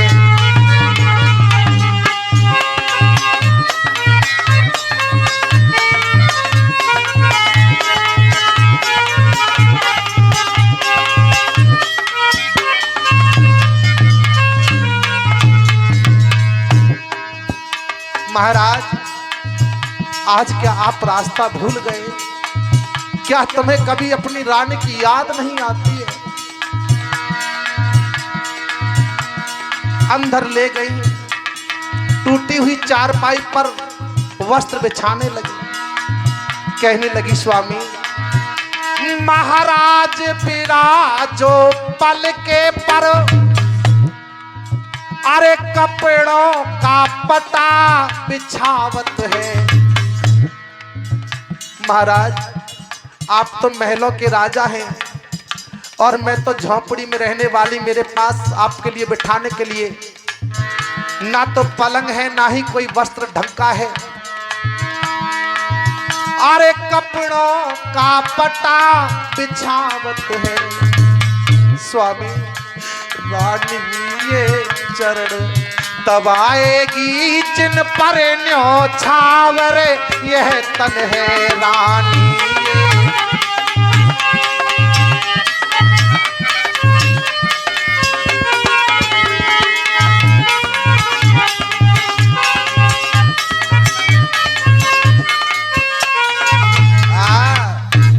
महाराज कहो कहां से आना हो रहा है। महाराज आज सुनीति की विकलता को देख करके महाराज उत्तान पात आंखों में अश्रुपात ले आए। रानी आप तो मेरी प्रिय रानी हैं। पूज्यपाद महाराज श्री सुखदेव जी महाराज कहने लगे, हे ऋषियों वो रात्रि महाराज उत्तान पाद ने सुनीति के झोंपड़े पर ही व्यतीत कर दी। जो ही ब्रह्म मुहूर्त हुआ महाराज 3:30 बजे उठ गए और झट से महलों में आ गए सुरची के पास। भगवान की कैसी असीम लीला हो गई।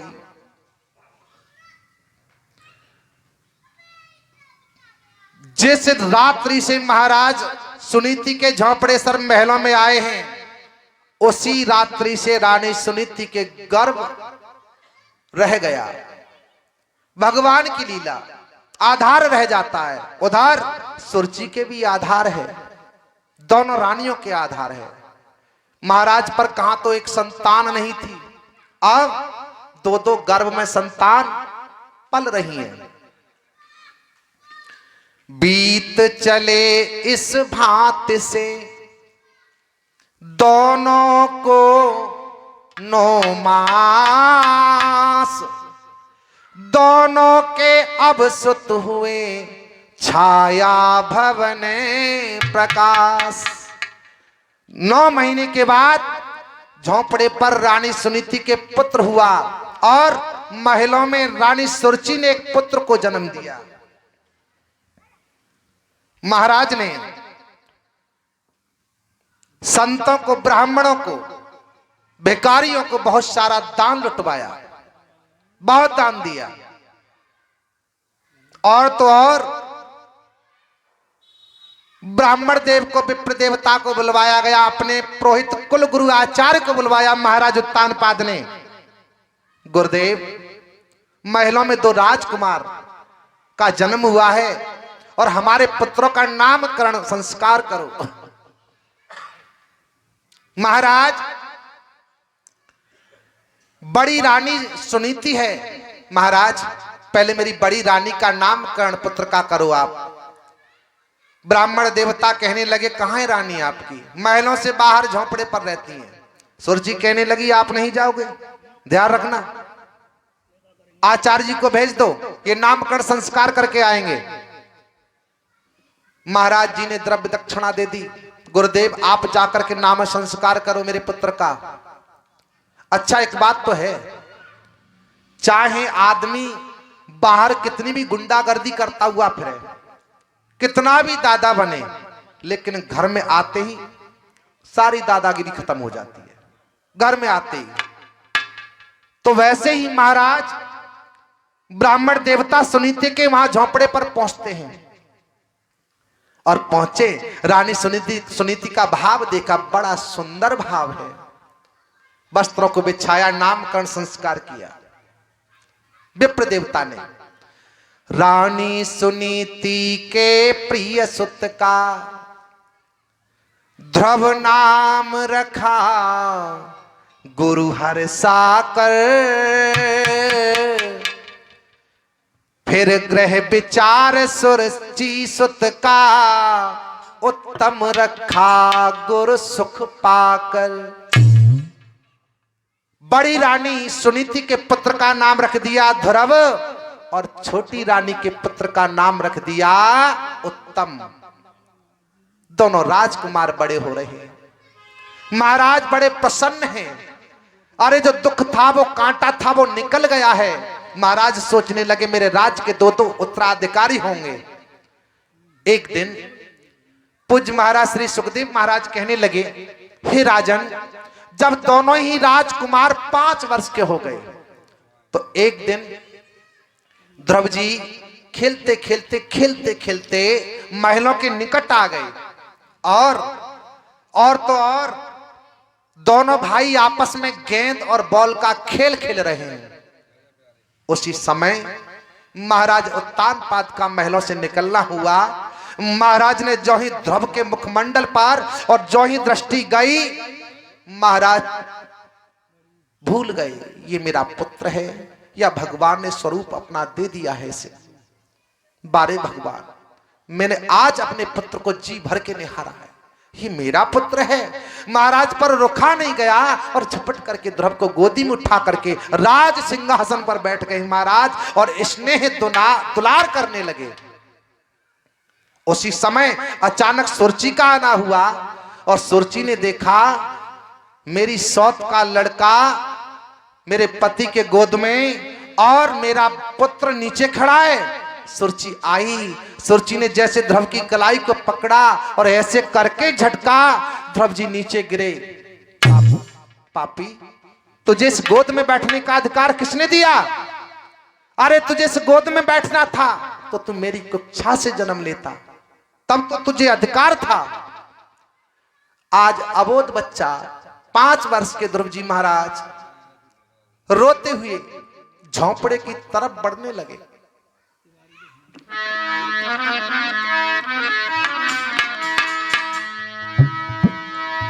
अरे 5 वर्ष को पुत्र ध्रुव, अरे जब मैया धिंग आयो,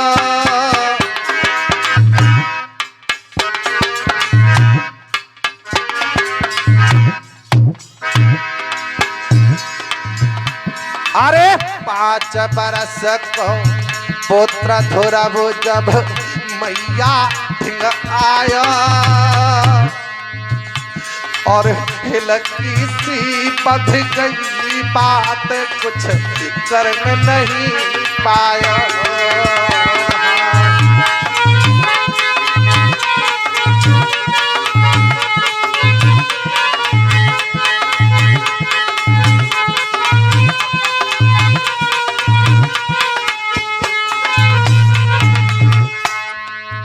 आज ध्रुव जी रोते हुए आ रहे हैं। सुनीति कहने लगी मेरे लाल तुझे किसने मारा? लेकिन ध्रुव का कंठ इतना गदगद के शब्द नहीं निकल रहा है मां। ध्रुव जी कहने लगे मैया, मैं पिताश्री के महलों में हम दोनों भाई खेल खेल रहे थे, मुझे मौसी ने पिता की गोद से उतार दिया। कहने लगी पापी, इसे गोद में बैठने का अधिकार तुझे किसने दिया है? ध्रुव जी कहने लगे मां मेरा पिता कौन है? सुनीति रोवती है रे ठाड़ी मेरे लाल, अरे पन देवी की मात रुधिर में भीग गई रे साड़ी। हाँ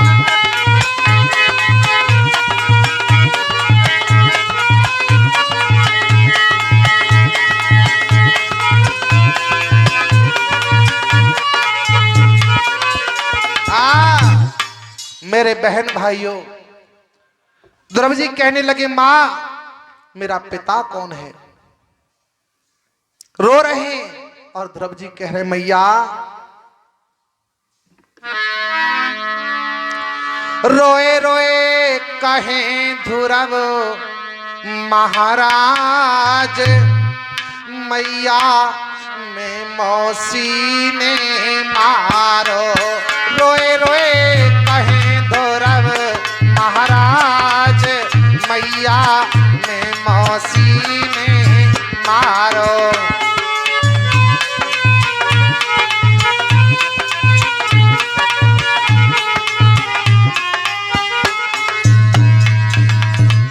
मैं मौसी ने मारो, अरे मैं मौसी ने मारो। हाँ मैं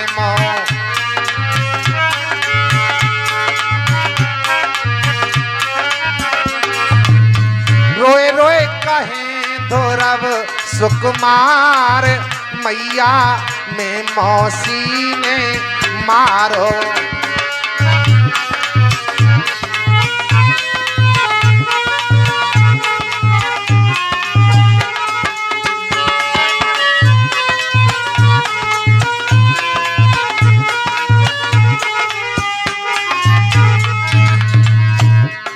द्रौपदी जी कहने लगे मैया हम खेलत है दो भैया, अरे वहां आए गई सुरची मैया। हम खेलत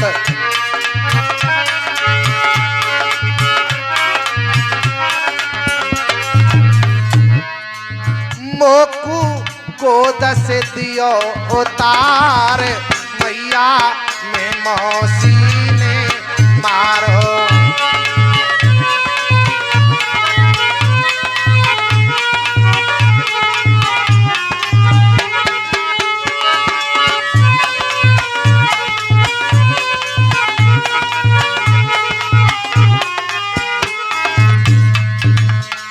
द्रौपदी जी कहने लगे माँ मेरा पिता कौन है। मैया कहने लगी बेटा वो तेरा पिता नहीं है,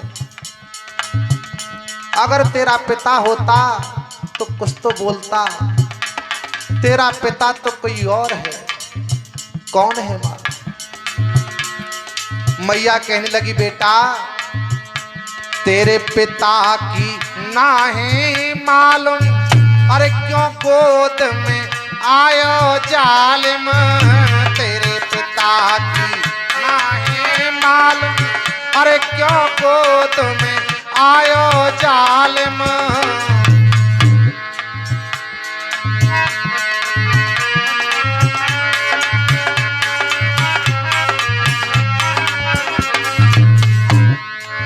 मोसे सच सच करे इजहार मैया में मौसी ने मारो।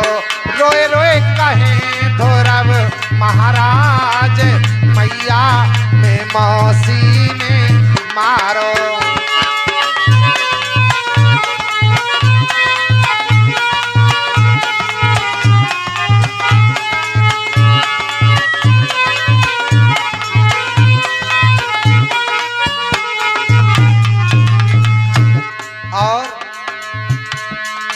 द्रौपदी जी कहने लगे माँ मेरे कपड़न को रंगवाए दे, अरे मोए बन को आज पठाए दे। मेरे कपड़न को रंगवाए दे, अरे मुखू बन को आज पठाए दे। साची कहे महेश कुमार मैया में मौसी ने मारो।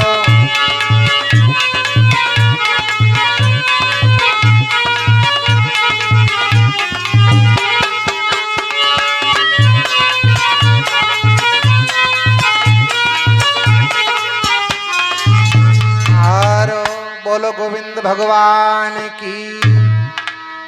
इस प्रकार से द्रौपदी जी मैया से कहने लगे। मैया कहने लगी बेटा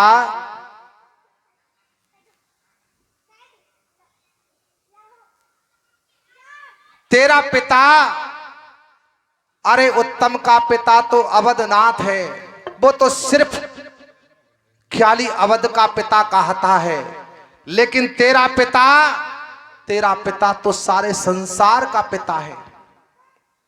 मां कहां रहता है मेरा पिता? तुम्हारा पिता जंगल में रहता है। आज द्रौपदी जी ने पीले पीले वस्त्रों को धारण किया और मैया के चरण स्पर्श करके मां अगर मैं जीवित रहा तो मैं अपने पिता का मार्गदर्शन करके वापस अवश्य आऊंगा। और मां धैर्य को धारण रखना। आज द्रौपदी जी महलों से झोंपड़े पर से चलते हैं, मालूम पड़ा मंत्री ने जाके बताया महाराज तुम्हारा 5 वर्ष का अबोध बच्चा, अरे तुम्हारी छोटी रानी ने तुम्हारे गोद से उतार दिया तो आज सच्चे परमात्मा की खोज में निकल पड़ा है।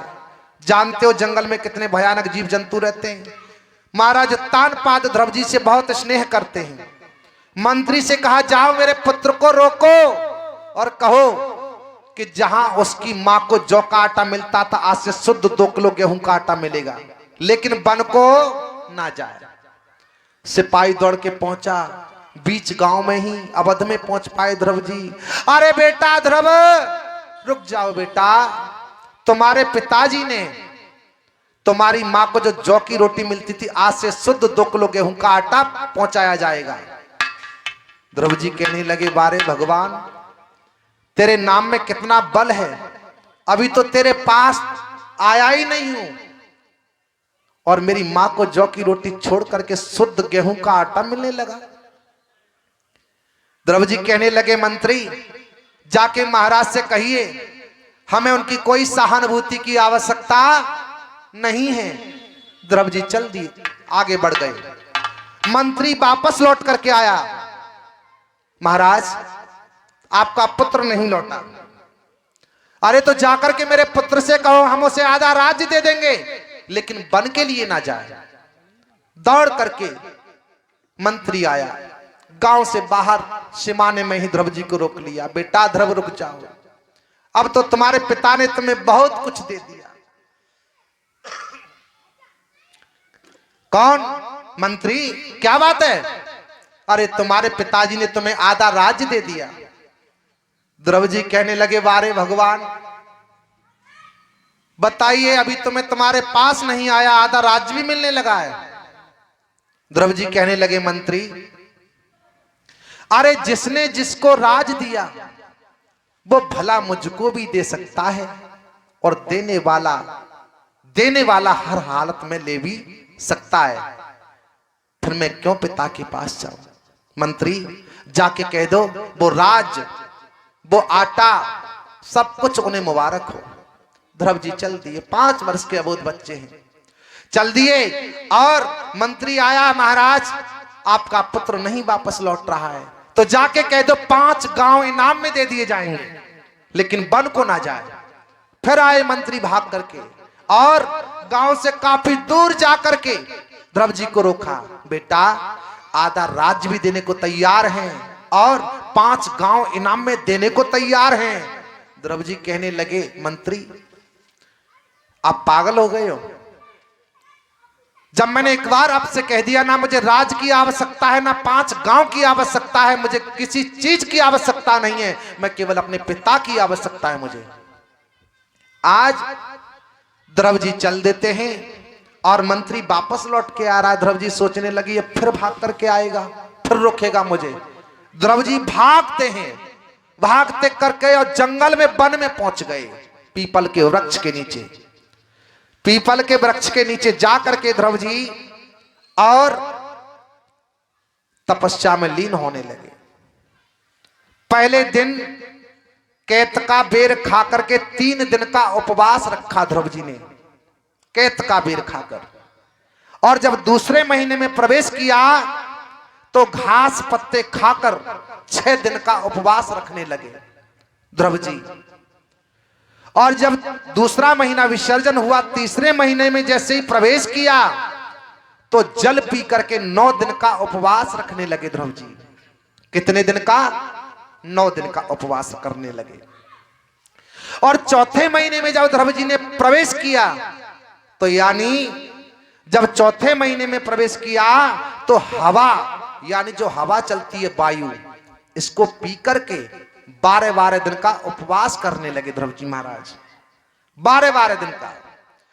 जब 5वें महीने में प्रवेश किया तो 5वें महीने में श्वास खींचकर अपनी ध्रुव जी ने ब्रह्मांड में रख दी। ब्रह्मांड कहां है? ये ब्रह्मांड है। श्वास खींच करके ध्रुव जी ने और ब्रह्मांड में रख दी और 6ठे महीने में जाकर के ब्रह्म में मिल गए। बोलो गोविंद भगवान की। 6ठे महीने में जाके ब्रह्म में लवलीन हो गए, मिल गए। देवराज इंद्र का सिंहासन कंपित होने लगा। देवराज इंद्र ने कहा, अप्सराओं को बुलाया, ये कौन तपस्या कर रहा है? यदि उसकी तपस्या पूर्ण हो गई तो मेरा इंद्रासन मेरे से चला जाएगा। जाओ उसकी तपस्या को भंग कर दो। अप्सराएं आती हैं, नृत्य करती हैं और उस 5 वर्ष के अबोध बच्चा की तपस्या डिगाने का बहुत प्रपंच किया, लेकिन तपस्या तो जब डिगेगी कि जब ध्रुव जी अपने आपे में हो तब। वो तो उनका स्थूल शरीर केवल दिखाई दे रहा है, बाकी तो वो ब्रह्म में लवलीन हो गए हैं, ब्रह्म में मिल गए हैं। अप्सरा हताश होकर के असमर्थ होकर के लौट के वापस इंद्रलोक आ गई। महाराज छोटा सा बच्चा है, अब वो भगवान की भक्ति कर रहा है, हमने इतनी यातनाएं दी हैं उसे, लेकिन उस पर कोई फर्क नहीं पड़ रहा है। देवर्षि नारद भगवान के पास पहुंच गए। प्रभु अबोध बच्चा है और आपकी तपस्या कर रहा है। श्वास खींच करके जब ब्रह्मांड में रखी ध्रुव जी ने, तो गंगा मैया जैसे प्रवाहित हो रही थी वहीं रुक गई। पक्षी जहां चर रहे हैं, जहां बैठे हैं, वहां बैठे के बैठे ही रह गए। देवर्षि नारद कहने लगे, प्रभु आप चलिए, बच्चे को दर्शन दीजिए। भगवान भक्तों के तो वश में होते हैं। भगवान बाल रूप में आ गए, और बाल रूप में आ गए और ध्रुव जी के पीछे खड़े होकर, बेटा आंखें खोलो, मैं तुम्हारे तपस्या से बहुत प्रसन्न हूं। ध्रुव जी, लेकिन ध्रुव जी आंखें नहीं खोलते। क्यों नहीं खोलते? भगवान ने कई बार पुकारा, लेकिन ध्रुव जी आंखें नहीं खोल रहे। भगवान सोचने लगे क्या बात है।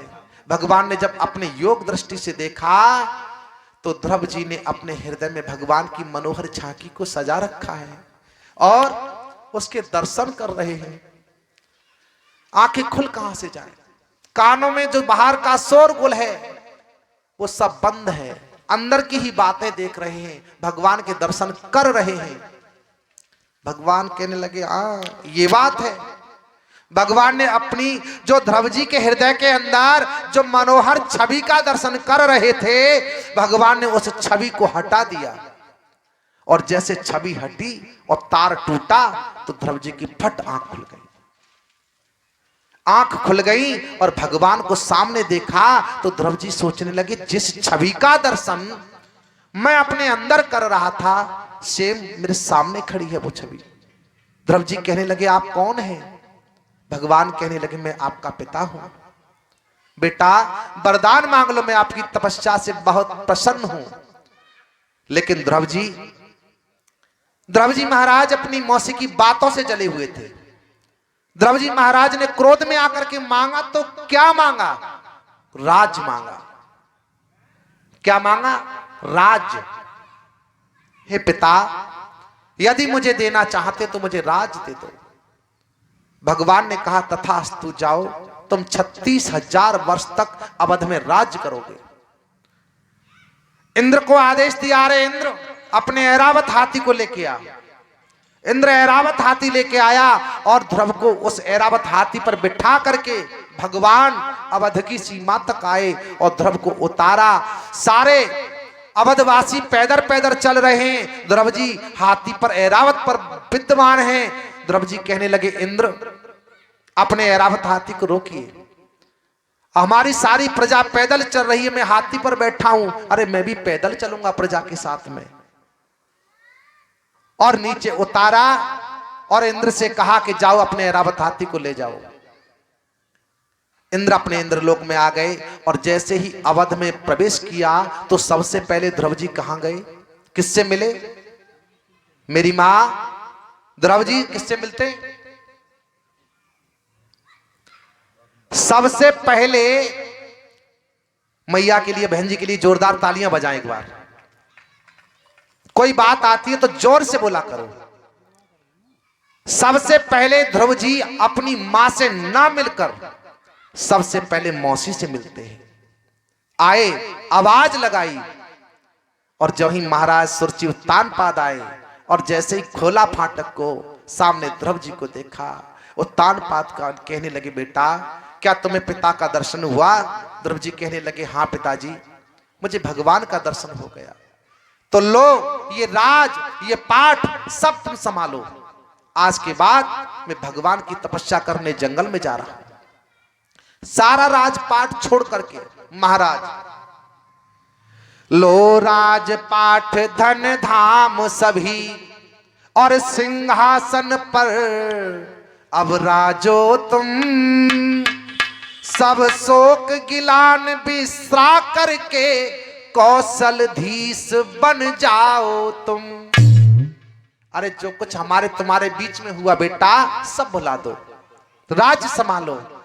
महाराज उत्तानपाद सुरची से महाराज उत्तानपाद से मिलकर के और अपनी मैया के पास झोंपड़े पर पहुंचते हैं। माता अपने पुत्र की ग्रह वेदना में अंधी हो गई। सुनीति को आंखों से दिखाई नहीं देता है। उद्धव जी आए, माता के चरणों में प्रणाम किया। माता ने बच्चे को पकड़ा, टटुआ, बेटा आवाज से पहचान लिया, क्या तुम्हें सच्चे परमात्मा का दर्शन हो गया? हाँ मां, मुझे भगवान का दर्शन हो गया है, लेकिन बेटा मेरी तो मैंने अपनी दृष्टि ही दे दी है। बेटा मुझे भगवान के दर्शन करा दो। अवश्य मां, लेकिन बेटा एक बात बताओ, तुम्हारे सामने जब तुम्हारे पिताजी आए तो तुमने अपने पिता से क्या मांगा? ध्रुव जी कहने लगे, मां मैंने राज मांग लिया है। क्या मांगा है? राज मांग लिया है। माता बोली, बेटा अरे माता बोली, पुत्र यदि तेरे यही विचार,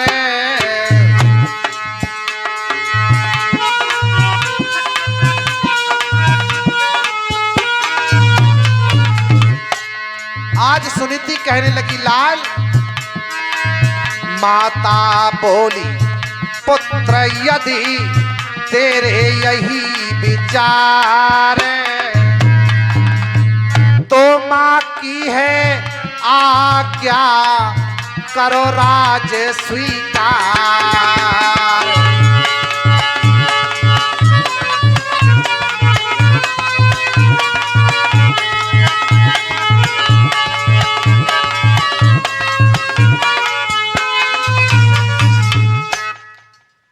मां की आज्ञा है, राज्य को स्वीकार कर लो। मां मैंने कर लिया है, अब मुझे भगवान के दर्शन करा दो बेटा। और जब ध्रुव जी ने भगवान का आवाहन किया मेरी मां, तो भक्त के वश में ही भगवान होते हैं। आवाहन किया, भगवान प्रकट हो गए। कहो बेटा ध्रुव क्या बात है? प्रभु हे पिताजी, मेरी मां आंखों से अंधी हो गई हैं और आपका दर्शन करना चाहती हैं। मेरी माता के लिए दिव्य दृष्टि दे दो। भगवान ने, सुनीति के भाव बहुत उज्जवल हैं, दिव्य दृष्टि दे दी और मैया ने आज भगवान यादवेंद्र सरकार का दर्शन करके अपने जीवन को कृत कृत धन्य कर लिया। बोलो गोविंद भगवान की। पूज्य महाराज श्री व्यास नंदन श्री सुखदेव जी महाराज कहने लगे, हे सौनकादिक ऋषियों, मैंने आपको यह ध्रुव चरित्र कथा पान कराई। इति ध्रुव चरित्र कथा विसर्जन आपके सामने झांकी है भगवान की। और मैं आदरणीय श्री बंटी भैया से निवेदन करूंगा, पांडाल में आए और हमारे अमित भैया जी आए।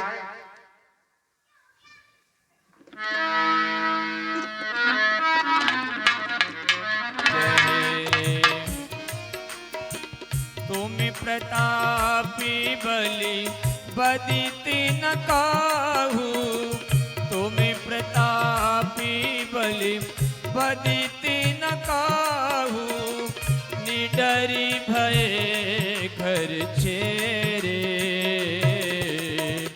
जो तुम भले बुरे तो तेरे, जो हम भले बुरे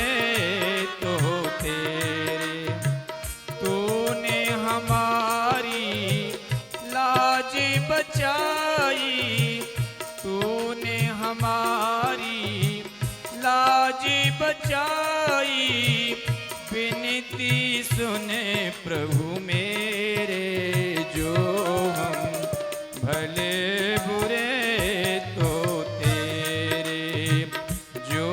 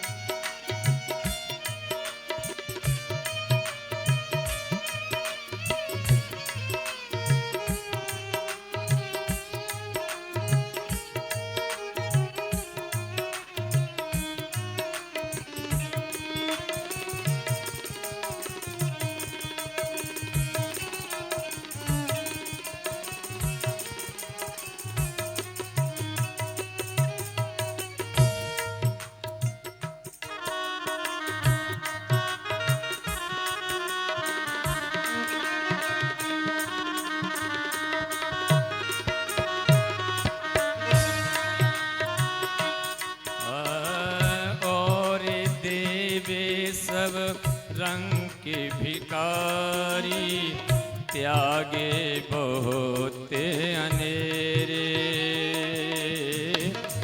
और देवे सब रंग के भिकारी त्यागे बहुत अनेरे सूर्यदासी प्रभु तो मेरी कृपा दे सूर्यदासी प्रभु तो मेरी कृपा दे पाए सुखे जो घनेरे जो हम भले बुरे तो तेरे जो हम भले बुरे तो तेरे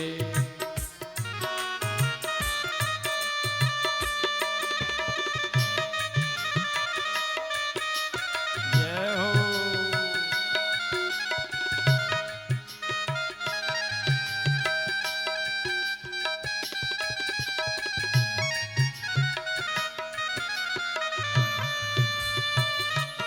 जय हो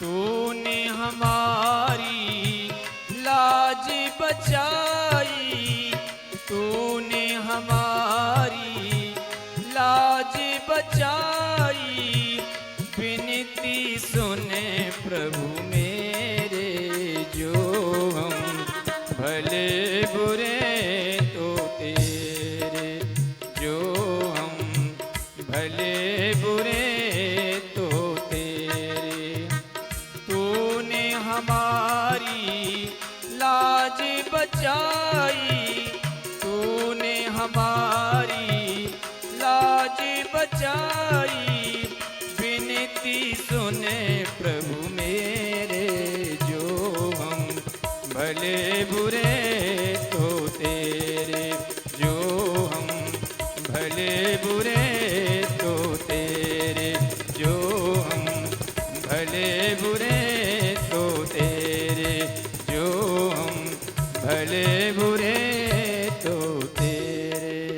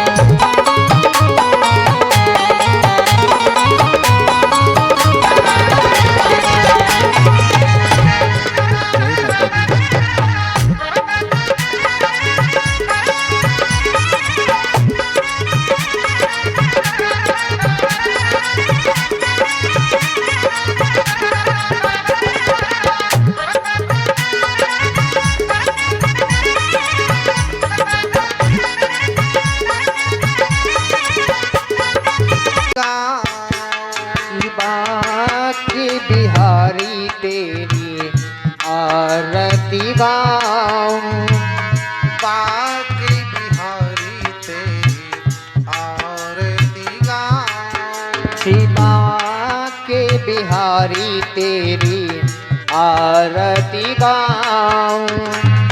आरती गाऊं प्यारे तुम्हें को रिझाऊं। आरती गाऊं प्यारे तुमको रिझाऊं। हे गिरधर तेरी आरती गाऊं। शिवा के बिहारी तेरी आरती गाऊं।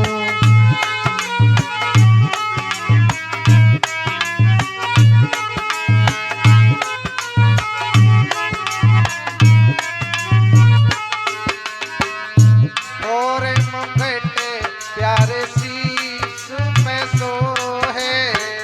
मोर मुकुट प्यारे शीश पे सोहे। मोर मुकुट कृष्णा सिर पे सोहे। मोर मुकुट प्यारे शीश पे सोहे।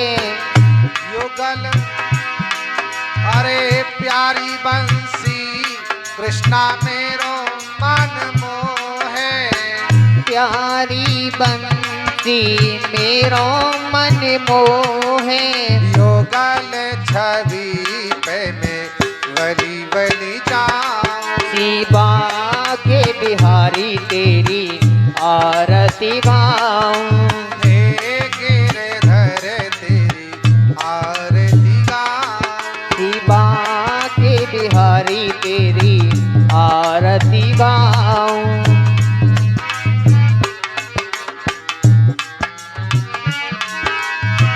चरणों से निकली है गंगा प्यारी। चरणों से निकली गंगा प्यारी। जिसने सारी दुनिया तारी। जिसने सारी दुनिया तारी। उन चरण को मैं सदा पखारूं। शिवा के बिहारी तेरी आरती गाऊं। हे गिरधर तेरी आरती गाऊं। श्याम सुंदर तेरी आरती गाऊं। आरती गाऊं प्यारे तुम्हें को रिझाऊं। आरती गाऊं प्यारे तुझको रिझाऊं। तुमको रिझाऊं प्यारे तुमको मनाऊं। तुमको रिझाऊं प्यारे तुमको मनाऊं। हे गिरधर तेरी आरती गाऊं। शिवा के बिहारी तेरी आरती गाऊं।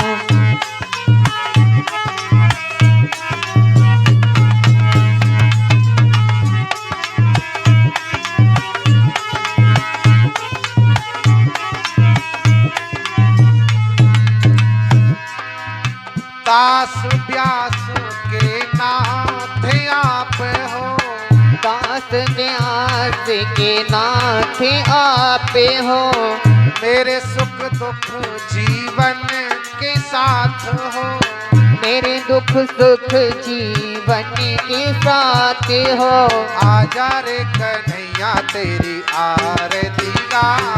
शिवा के बिहारी तेरी आरती गाऊं। सामरे सलोने तेरी आरती गाऊं। शिवा के बिहारी तेरी आरती गाऊं। माँ के बिहारी तेरी आरती गाऊं। बिहारी तेरी आरती गाऊं। हे गिरधर तेरी आरती गाऊं। गिरधर तेरी आरती गाऊं।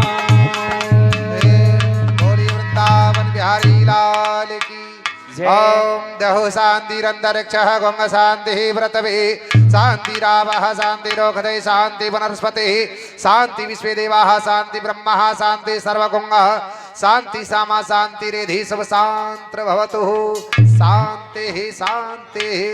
हेलो, थाली घुमा दो और कोई भी माताएं बहन भोग लगाएं। कोई भी थाली को घुमा दें। हेलो, भोग लगा प्रसाद दे दे आकर के भोग लगा जाना।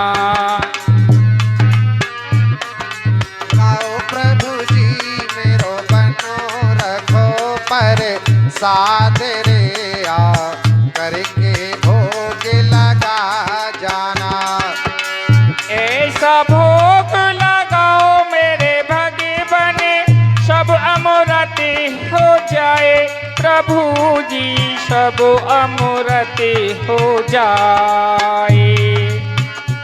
आओ आओ प्रभु जी भोग लगाओ प्रभु जी मेरा बना रखा परिषाद रे आकर के भोग लगा जाना।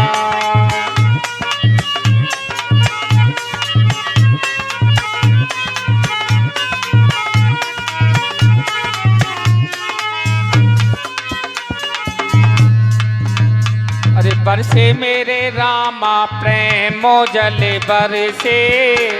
अरे बरसे मेरे रामा प्रेम जल बरसे। बरसे मेरे रामा प्रेमो जले बरसे। बरसे मेरे रामा प्रेम जल बरसे। संतों पे बरसे और भक्तों पे बरसे। संतों पे बरसे अरे भक्तों पे बरसे। परीक्षत पे हो। परीक्षत पे बरसे प्रेमो जले बरसे। बरसे मेरे रामा प्रेम जल बरसे। बरसे मेरे राम प्रेम जल बरसे। कन्हैया ले चले परली पार सबरिया ले चले परली पार। गुण अवगुण सब तुझको अर्पण। पाप पुण्य सब तुझे समर्पण। मेरा जीवन और तन मन धन। मेरा जीवन तन मन धन और कन्हैया ले चले पल्ली पार सबरिया ले चले पल्ली पार। कन्हैया ले चल परली पार। समरिया ले चल परली पार। तेरी आस लगा बैठी हूँ। तेरी आस लगा बैठी हूँ। लज्जाशील गवा बैठी हूँ। लज्जा से मैं गवा बैठी हूँ। अपना आप लुटा बैठी हूँ। अपना आप लुटा बैठी हूँ। आंखें खूब थका बैठी हूँ। कन्हैया ले चले पल्ली पार सबरिया ले चले पल्ली पार। ले चल परली पार जाम मोरे ले चल परली पार। बोले आनंद कंद भगवान की जय। परीक्षित महाराज की वत भगवान की जय हो। गौ माता की जय हो। भारत माता की जय हो। सभी देवी देवताओं की जय हो। कलश वाली माता बहनों की जय हो। बोलो सच्चे दरबार की जय। धर्म की जय हो। धर्म की जय हो। अधर्म का नाश हो। अधर्म का नाश हो। प्राणियों में सद्भावना हो। प्राणियों में सद्भावना हो। विश्व का कल्याण हो। विश्व का कल्याण हो। बोले हर हर महादेव।